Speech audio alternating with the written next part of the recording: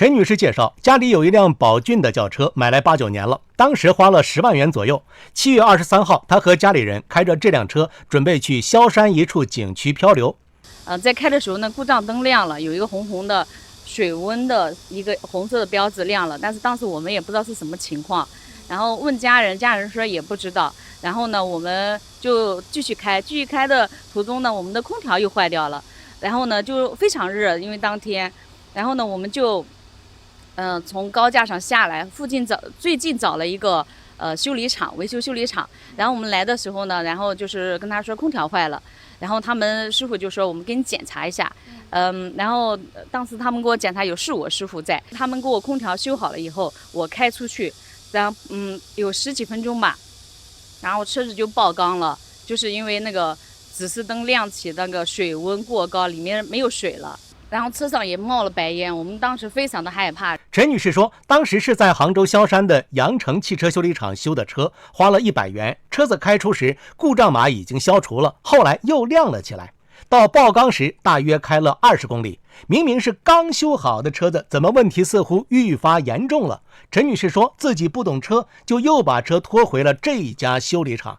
他们就是说这个跟他们没有任何关系。他说，我只是给你修空调，我没有给你修那故障灯。他们就是这样推卸责任。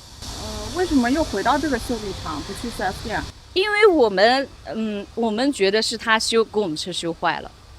他们有4、5个师傅上车下车检查我们的空调有没有好，跟我们车打着火熄火，反复也上过我们车很多次。我不相信他们没有看到这个故障灯，或者是说他们看到了，他们没有跟我们告知我们的这个风险。他第一次过来是说那个空调不制冷，然后我们的电工师傅给他检查了一下空调，线路有问题，因为我们这修大车的小车不专业。就是给他搭了根线，说临时用。他说他那个仪表上面有故障，他跟我们那个就是青台接待的，因为我们青台接待的他不懂，他可能也有我们的疏忽，他也没跟那个师傅去说。我们维修师傅说他就是空调是好的，他说没有故障，他有的话我们师傅都肯定也会给他看一下的。陈女士说，关于故障灯的事儿，她当时问过好几位师傅，对方应该是知情的。杨老板说，当时维修的就1位师傅，其他人并不太懂。他介绍，那个水温红色的标志是提示水箱温度过高，后来发动机爆缸也是这个原因。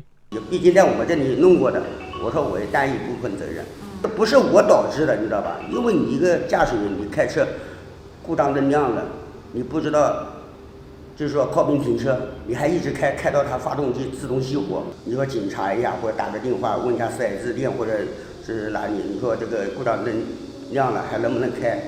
你不能说你不知道，你说一直开着，给它开到发动机自动熄火爆缸了，对不对？那个水箱都炸掉了。反正这个钱我已经花了，然后呢，这个就是弯路我已经走了。我觉得我自己有就是不具备有就是这个对车的了解，承担一部分责任。我觉得他们的修理厂也应该承担责任。采访时，杨老板说，他们给陈女士的车换了发动机和水箱，目前已经修好了，修理费用大约5000元，店里愿意承担1300元，陈女士付3700元，陈女士接受了。邮报黄健记者报道。